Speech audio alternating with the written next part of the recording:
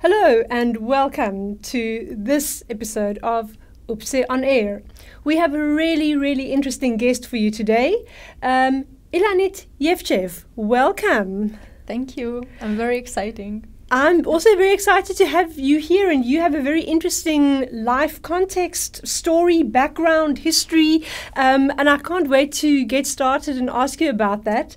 You are a Russian-speaking Jewish Ukrainian who moved to Israel when you were young. You can be the United Nations all on your own. Tell me, why did you move to Israel? What was that all about? Tell us. So, my story begins when the Soviet Union fell apart, and the Jews had the opportunity to immigrate to Israel. Because during the Soviet Union, the immigration to another country was very difficult. Of course. Because of the government. It was almost not allowed by the government. And the idea of immigrating was my grandfather's. He believed that we, as a Jews, need to live in Israel. So when I was 6 years old, we moved to Israel. And you'd never been there before? It was just your first time? Wow, wow. So you moved to Israel when you were really young, 6 years old, as you said, but you spoke no Hebrew, only Russian. But when I met you earlier, you said that today you would actually consider Hebrew to be your mother tongue and the language in which you think and dream. How did that change happen? Yes, I think that change happened when I started to go to the school, and unfortunately my classmates didn't accept me because of the language barrier, of course, that I had. And I think that this is why I started to push myself and started to learn this language. So you really forced yourself to also learn the language, fit into the society and community. Yes, exactly. Okay. And well, it seems to have worked, because now you are really good at the language. Yes.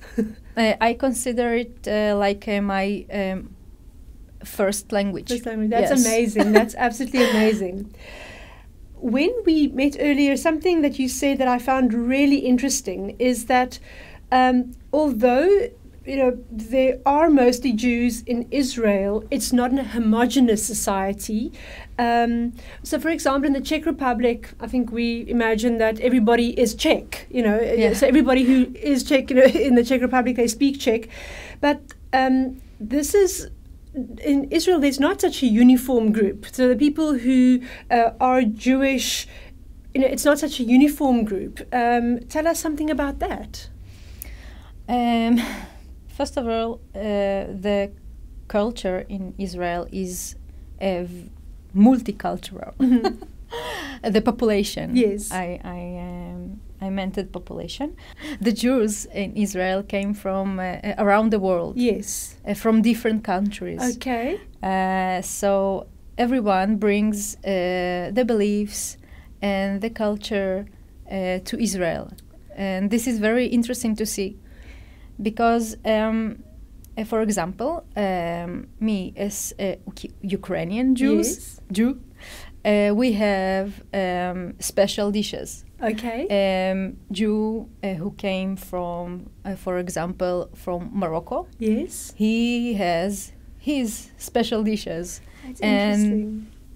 This is very interesting to see. I mean, just your example now of a Jew from Morocco, I cannot picture, or in my mind, I don't associate Morocco with Judaism, so that's really interesting how it really is a melting pot of the world's people in a way. Yes. Unified by the one religion. Yes. Really interesting.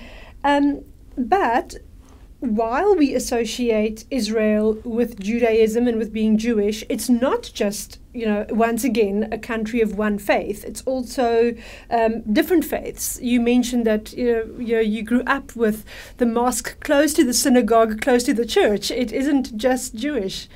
Yes, and that's why I think that the population and the culture in Israel is very interesting and unique. Mm-hmm. Because in Israel, Jews, Arabs, Muslims, mm-hmm. and Arabs, Christians are living together. Yes. And this is very special. Everybody brings their special,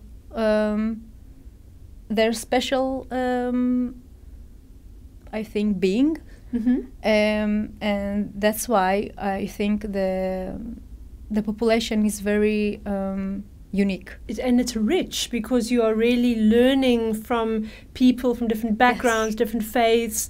And I suppose they did not all just keep to themselves, like there is the Jewish group and there is the Muslim group and there is the Christian group, but there was mixing, but, so you really were exposed to people of different faiths. Yes, most of the time, yes. Okay. No, that's really very interesting and something which we don't think about when we necessarily think about Israel.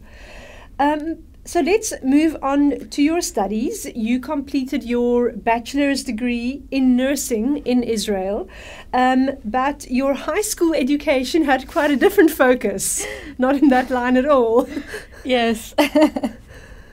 Actually, I learned in high school of art and music. Uh-huh. And I plan to be an opera singer. Okay. But you can always sing to your patients, of course, yes. to help them feel better, yes. Yes. So you plan to be an opera singer, and so art, music, how did the move to nursing happen then? So I think the change happened when I started to hear from my mother her stories from her work. She worked in the hospital mm-hmm. As a sanitar, mm-hmm. And she brought the stories about her friends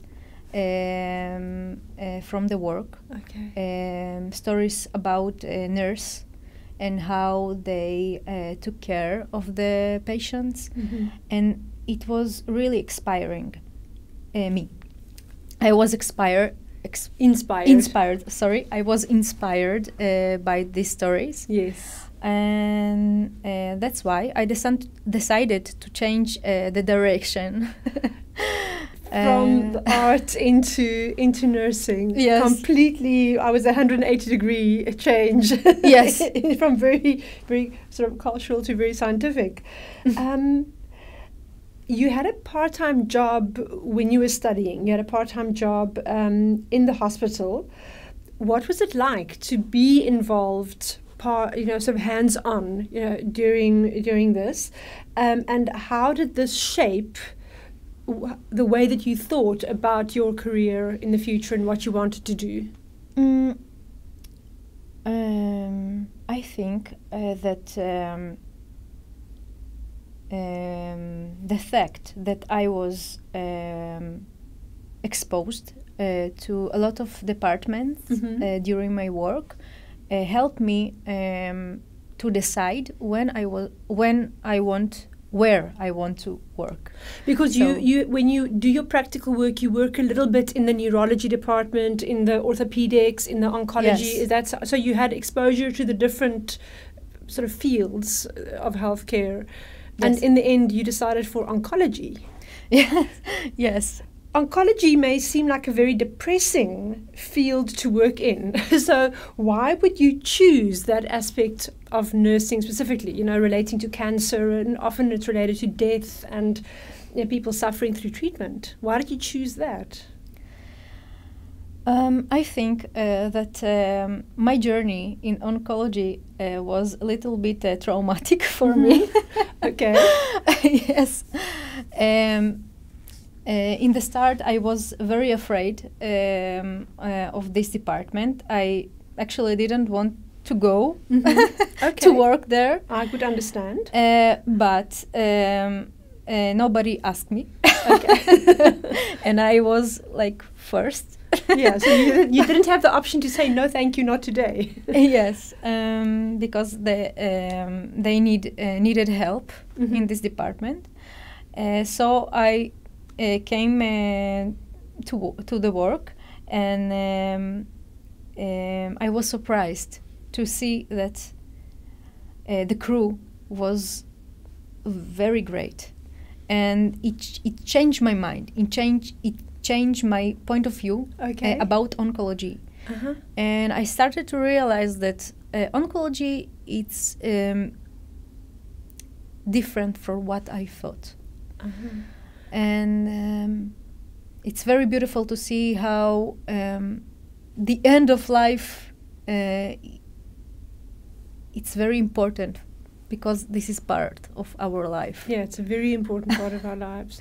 Yes. And I suppose it's quite a big responsibility then also to be accompanying somebody on that road. But it can be very beautiful and meaningful. Yes. So so you also worked in home care and at hospice care at home. So you worked in the oncology, and then you moved, to people's homes to do care with them there. What would you say were some of the most meaningful experiences that you had, again, in this, which can be very sad or depressing environment? What would you say was the most meaningful lesson or experience for you from this time of hospice care or home care? I think that the most meaningful experience for me, the fact that I was there for that people who were dying, and I was there for the families. This is very important. And the meaningful experience for me was when I took care of my grandfather Yes. of my friend. And it was sad, but it was very meaningful for me. That you were really able to support your friend and your friend's family through this process, which you had some experience with and where you really could support them. Yes. Okay. Yeah, I can imagine it must be difficult. I know that sometimes doctors say it's difficult to treat the people you know because of the connection that you have, and I can imagine it must be difficult, but also then really special to have that time that you spend together. You worked for a couple of years as an oncology nurse in Israel. You got married, and then you and your husband decided to move to the Czech Republic. How did the Czech Republic appear in your life plan? I mean, you'd done quite a few countries already, so how did you end up here?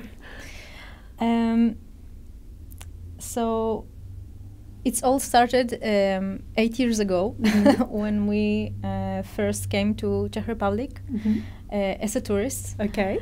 And we saw that the culture and the nature and all around was perfect for us. I don't know how to explain it. It just matched. It just matched Yes. with you. Okay. Yes, exactly.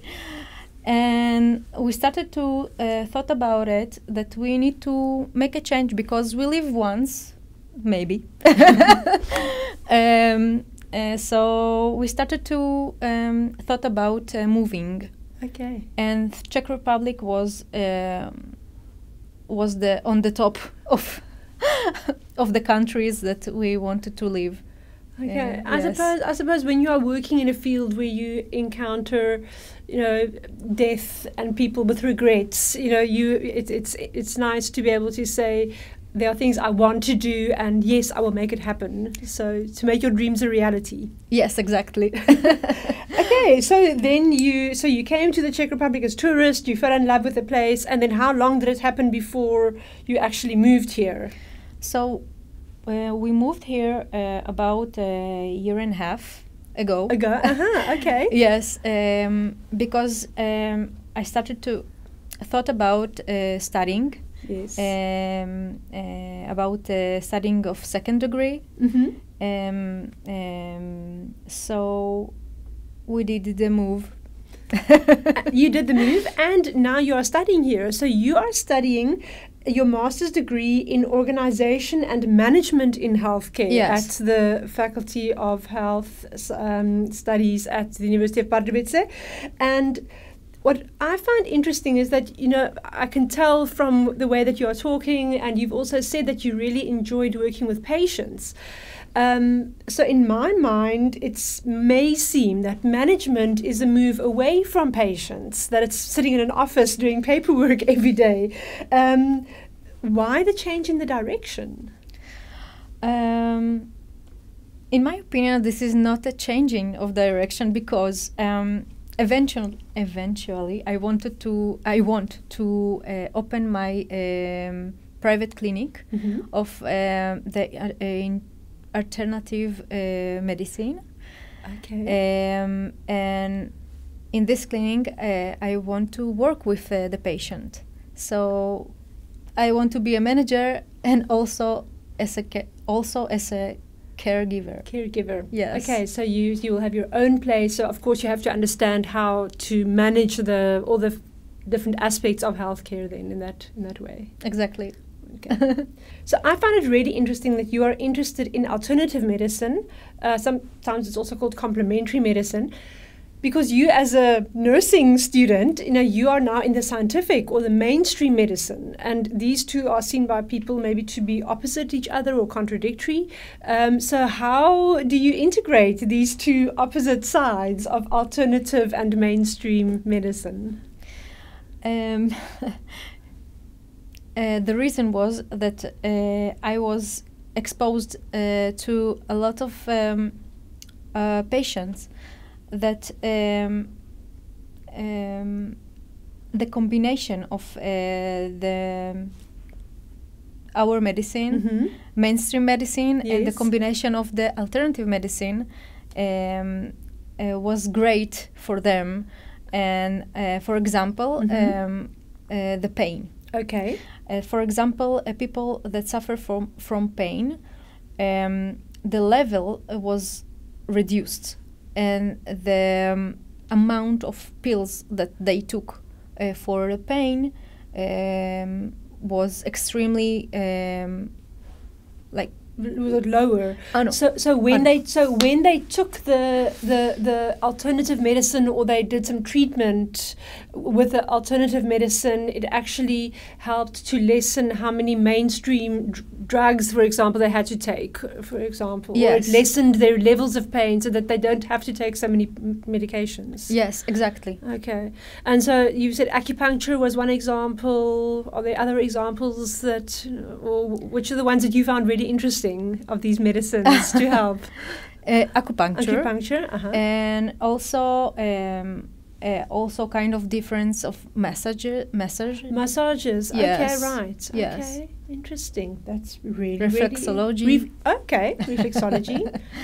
Okay, that's really interesting. I know from things that I've read, people say there is a link, and but sometimes it's interesting to think about how these work together. And I think the name complementary medicine fits well, because it means the one complements the other. They can work together. They don't have to be in opposition against each other.